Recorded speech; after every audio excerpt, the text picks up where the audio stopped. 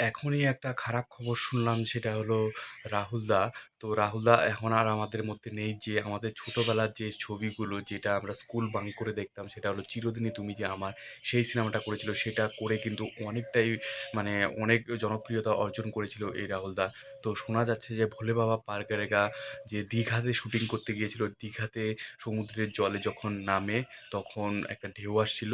ঢেউয়ের জলে সে জলের মধ্যে ডুবে সে মারা যায়। তো এটাই খবরের মধ্যে নিউজে আসছে। তো এটা কিন্তু খুবই একটা খারাপ বিষয়। আমি কালকে রাত্রে এতটাই মানে আমার এতটাই কাছের লোক ছিল উনি, আর কি বলি? মানে খুবই খারাপ লাগছে। এতটাই উনি ভালো, ভালো কাজ করতেন। উনার যে পডকাস্টগুলো ছিল, তাছাড়া হচ্ছে পাখি যে সিরিয়াল ছিল সেটা করেছিল।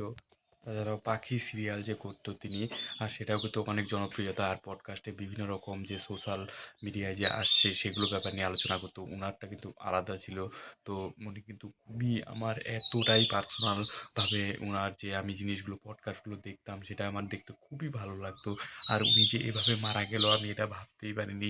মানে এতটাই খারাপ লাগছে। উনি বাংলা সিনেমার এত একটা জনপ্রিয় একটা অ্যাক্টর, সে আজকে আমাদের মধ্যে নেই। তো এটা শুনে খুবই খারাপ লাগছে। তো অবশ্যই আপনারা কি আর বলবো? তো অবশ্যই কমেন্ট সেকশনে রিপ লিখে এই আ মানে এত সুন্দর একটা অভিনেতা মারা গেলেন তাকে একটু শ্রদ্ধাঞ্জলি জানাবেন। অবশ্যই ভিডিওটা লাইক করবেন, শেয়ার করবেন।